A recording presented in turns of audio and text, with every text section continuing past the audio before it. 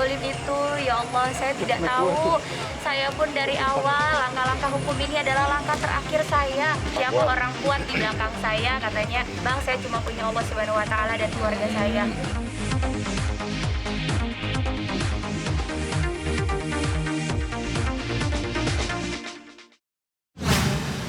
Kalau saya sekarang udah di titik yang saya sudah menyerahkan semuanya ke kakak saya, om saya, selaku kuasa hukum saya. Jadi saya udah tidak mau pusing, tidak mau ikut campur, tidak mau ikut urusan, karena sekarang saya ini di titik yang serba salah. Saya bicara fakta, dibelokkan, dibully. Saya diam, juga dibully. Diiring opini sedemikian rupa. Jadi saya juga sudah serba salah.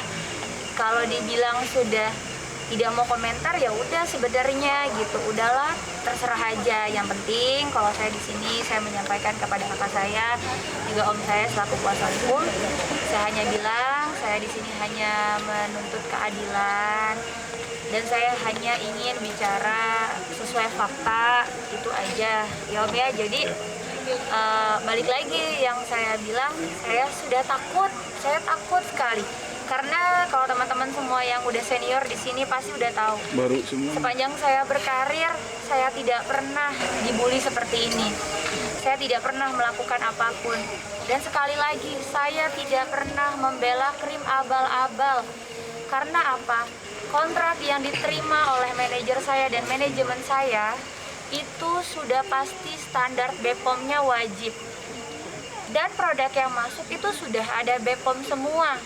Kalau seandainya ada satu produk yang mungkin bermasalah di masa lampau, itu kan bukan salah saya dan itu di luar kuasa saya. Yang terpenting pada saat produk itu masuk ke saya dan manajemen saya sudah BPOM. Dan juga saya selalu diperhatikan oleh om saya dan kakak kandung saya setiap kali menerima kontrak kerjasama dan selalu diteliti gitu. Jadi sekali lagi, kalau ada oknum yang menggiring opini Kartika membela krim abal-abal karena endorse, lillahi ta'ala itu tidak benar. Dan tolong dibuktikan.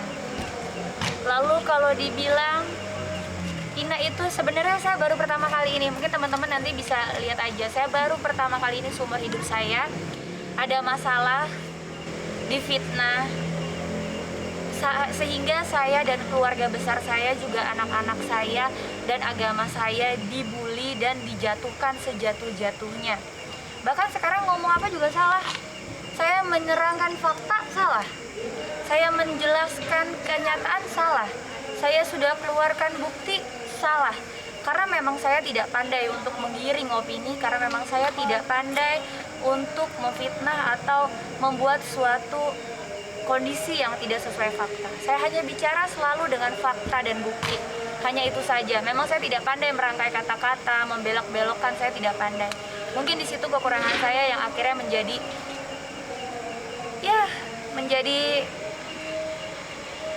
kemenangan ya. Tapi saya menurut saya dan keluarga yang saya lakukan insya Allah benar. Jadi saya sudah tidak peduli. Silakan manusia membuli saya, memfitnah saya.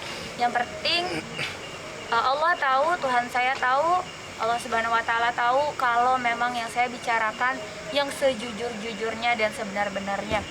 Bingung om, nggak tahu menahu, ada orang yang ditangkap, loh kok aku yang dibully. Ada orang yang ditangkap, loh kok aku yang mau dimasukin penjara sekarang petisinya. Jadi buat aku petisi itu kan sesuatu yang bisa dibuat. Zaman sekarang apa sih yang nggak bisa dihacker? Semua aja bisa dihacker, bank aja bisa dihacker gitu ya. Apalagi cuman sebuah petisi gitu. Jadi kalau buat saya pribadi, petisi masukin saya penjara, ini kan negara hukum, ini kan penegak hukum. Jadi kalau buat saya pribadi udah cukup jelas tadi yang disampaikan juga oleh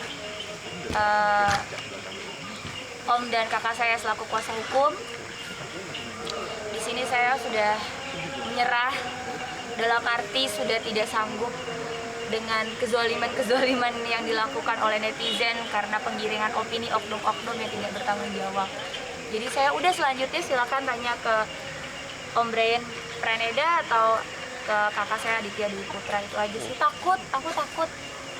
Makanya ini aja sampai di rumah ya support keluarga, sampai datengin karena saya udah apa juga serba salah gitu. Tapi kalau ditarik ke belakang selama saya berkarir dari 2006, 15 tahun kurang lebih saya berkarir, baru kali ini saya punya masalah, dan menurut saya masalah yang cukup berat ya, karena yang saya lawan, yang saya hadapi juga